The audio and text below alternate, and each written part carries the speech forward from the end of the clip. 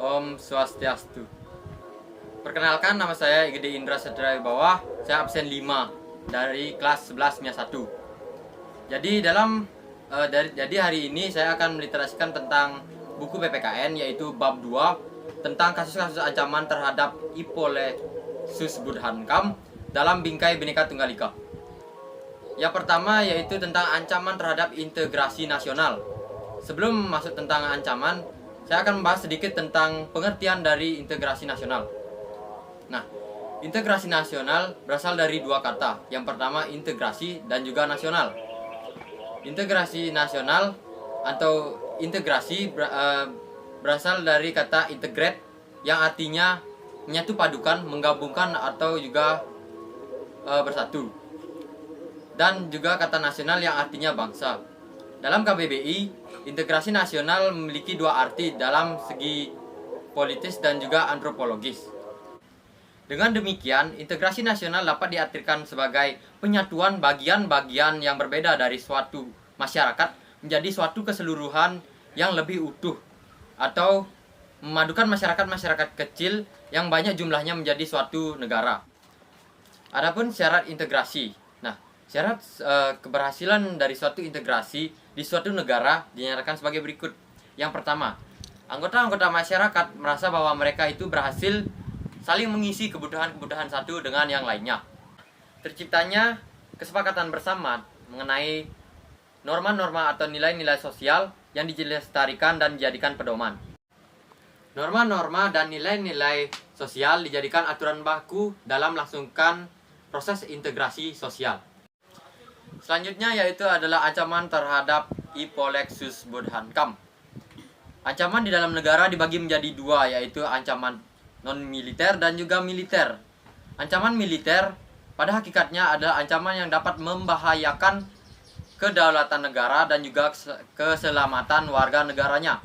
Sedangkan ancaman non-militer yaitu berdimensi di bidang ideologi, di bidang politik, ekonomi, dan sosial budaya.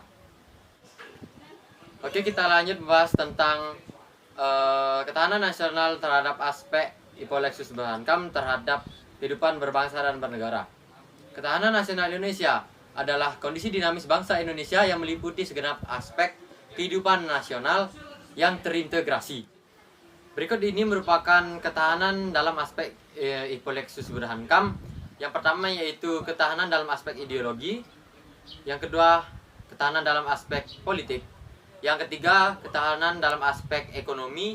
Yang keempat, ketahanan dalam aspek sosial dan budaya. Dan yang terakhir yaitu ketahanan dalam aspek pertahanan dan keamanan. Oke, sekarang kita lanjut membahas tentang strategi dalam mengatasi berbagai macam ancaman yang terjadi dalam proses integrasi nasional. Yang pertama kita akan membahas tentang mengatasi ancaman dalam bidang Hippolytus atau dalam bidang ancaman non-militer.